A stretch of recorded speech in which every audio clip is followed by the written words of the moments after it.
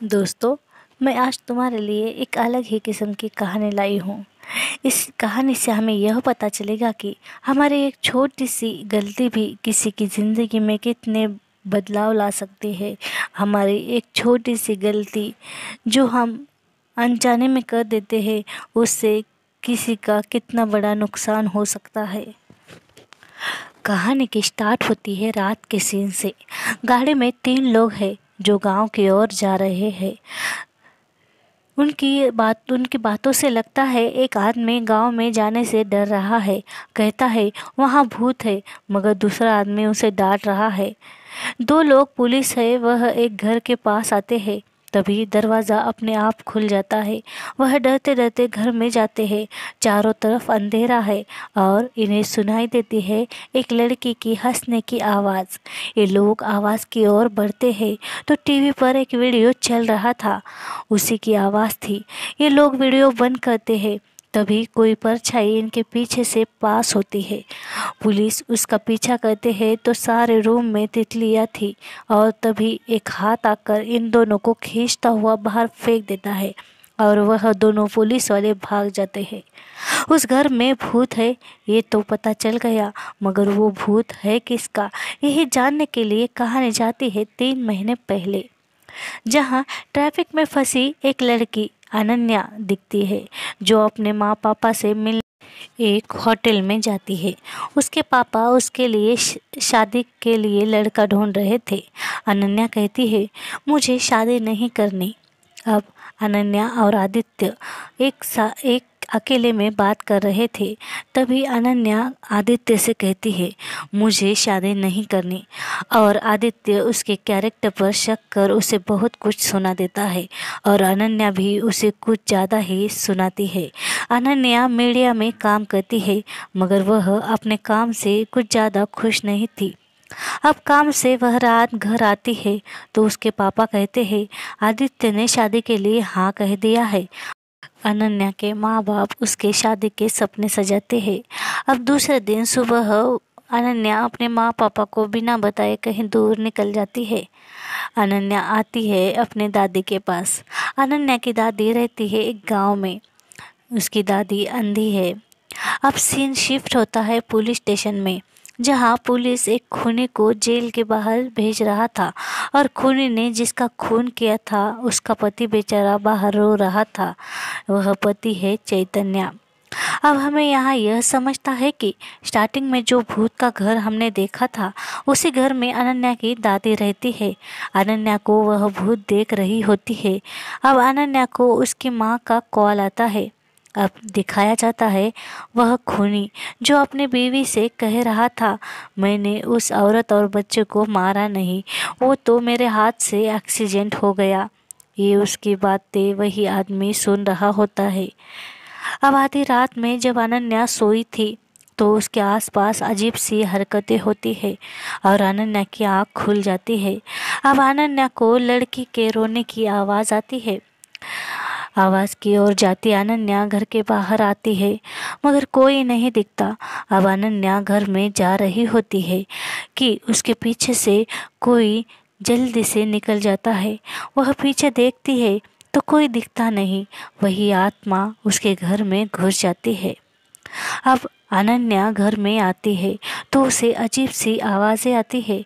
वह थोड़ा डर जाती है और बिल्ली को देखकर चली जाती है। अब सुबह वह घर के नौकर के साथ बाहर टहलने जाती है। अब अनन्या एक छोटे से लड़के के साथ फुटबॉल खेल रही थी, मगर नौकर को वो लड़का दिखता ही नहीं, यानी वह लड़का एक आत्मा ही था। अब पुलिस आते हैं चैतन्य के घर, जो कहते हैं ड्राइवर का एक्सीडेंट हो गया और पुलिस को चैतन्य पर शक था। अब एक होटल का मालिक भी 7वें मंजिले से गिरकर मर जाता है।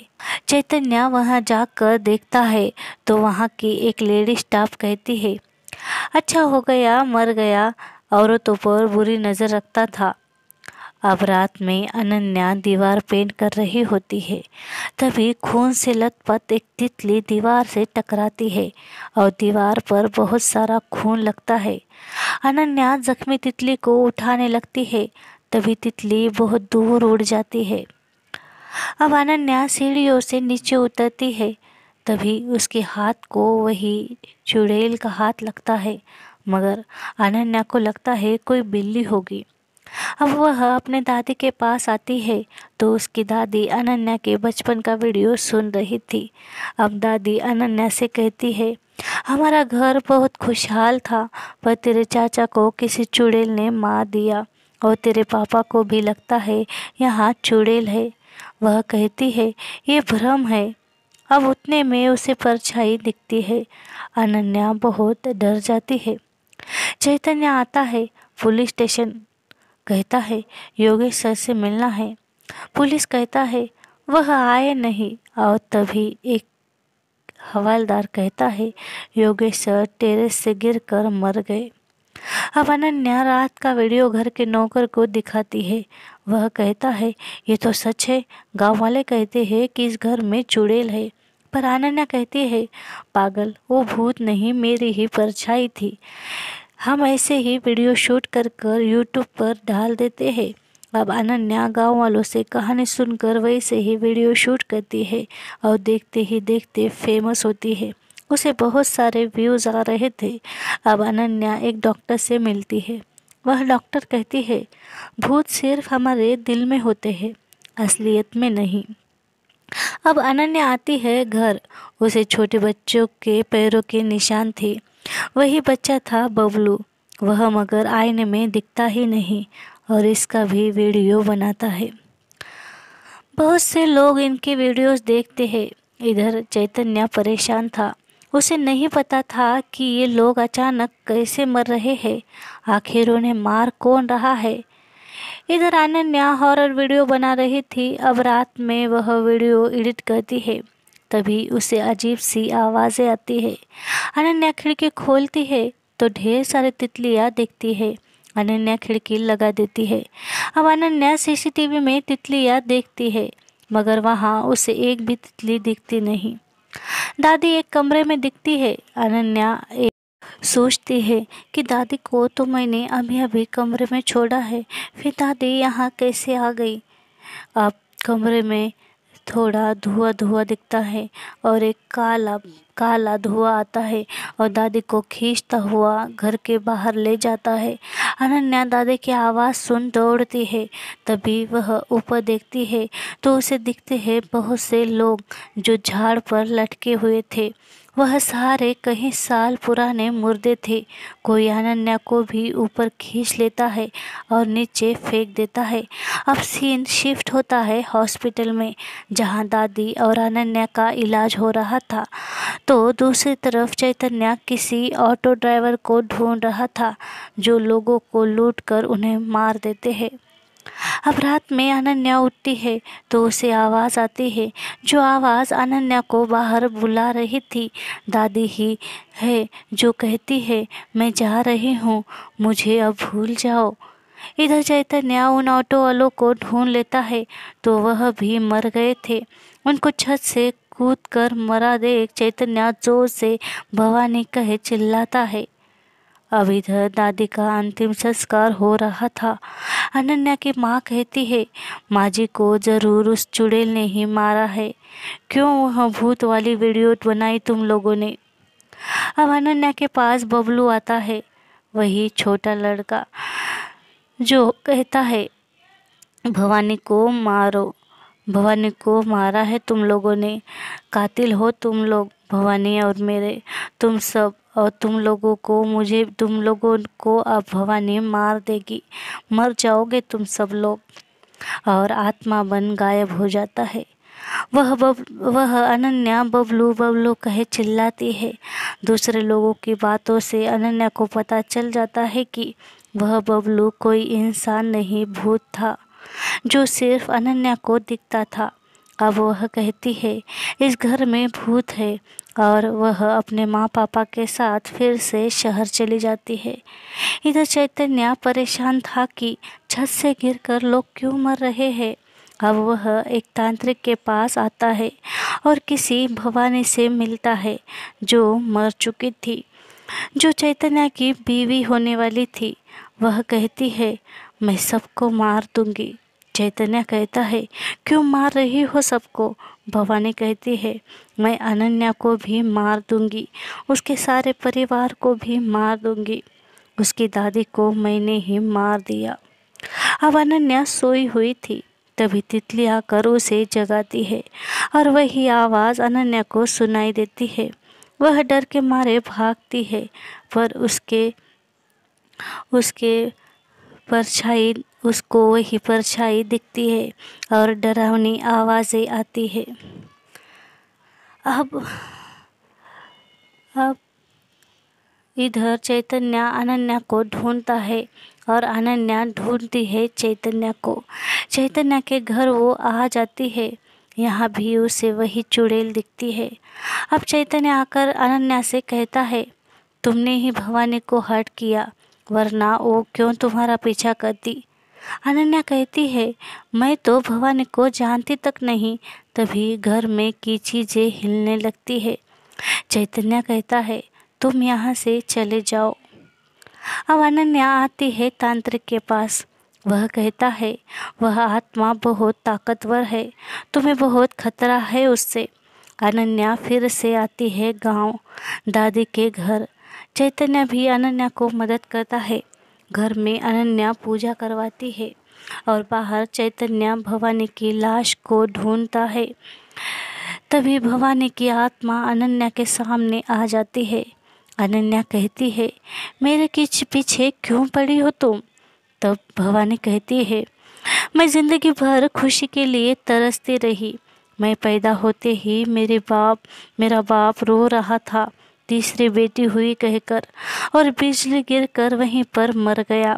मेरी माँ मुझसे नफरत करती थी, कहती थी मैं पैदा हुई और मेरा बाप मर गया। स्कूल में भी सब मुझे नफरत से देखते थे। मेरे 16वें जन्मदिन पर दीदी को मरा हुआ बच्चा पैदा हुआ। माँ हमेशा मुझे मनहूस कहती थी, पर एक लड़का ही मेरा दोस्त था जो दिल्ली जा रहा था। शादी की उम्र में कितने लड़कों ने ठुकराया, काली मनहूस कहे इनकार किया।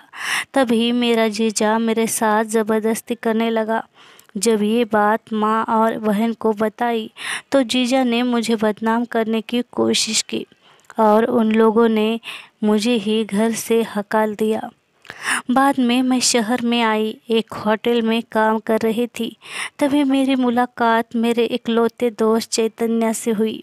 वह मुझे उसके साथ उसके घर ले गया, बहुत सी बातें की और चैतन्य कहता है, मैंने तुम्हें बहुत ढूंढा पर तुम मर गई, ऐसा ही लोगों ने कहा। आज तुम मिल गई, मैं बहुत खुश हूँ। अब हमारी शादी होने वाली थी। मैं लिफ्ट में आ रही थी कि तुमने लिफ्ट बंद कर दी और मैं सीढ़ियों से जाने लगी। दोस्तों, तो अब यहाँ से शुरू होता है एक क्रॉस कनेक्शन। अब ये तब की बात है जब अनन्या आदित्य से झगड़ा कर होटल में लिफ्ट से नीचे जा रही थी और किसकी औरत ने उसे रुको मैडम कहा था, मगर अनन्या इतने गुस्से में थी कि उसने उस औरत को इग्नोर करते हुए लिफ्ट का दरवाज़ा बंद कर लिया। अब भवानी की आत्मा कहती है कि तुम लिफ्ट बंद कर चली गई और मैं सीढ़ियों से जाने लगी। तभी होटल के मालिक ने मुझे आवाज़ दी और उसने मुझे कमरा साफ करने लगाया। वह मुझे बहुत ही गंदी नज़रों से देख रहा था। मैं रजिस्टर ऑफिस के लिए निकल रही थी। वह चैतन्य मेरी राह देख रहा था। तभी रास्ते में ऑटो वाले को झगड़े करते हुए कुछ लोगों ने रोका और वह शराबी ने भवानी से सोना छीन लिया।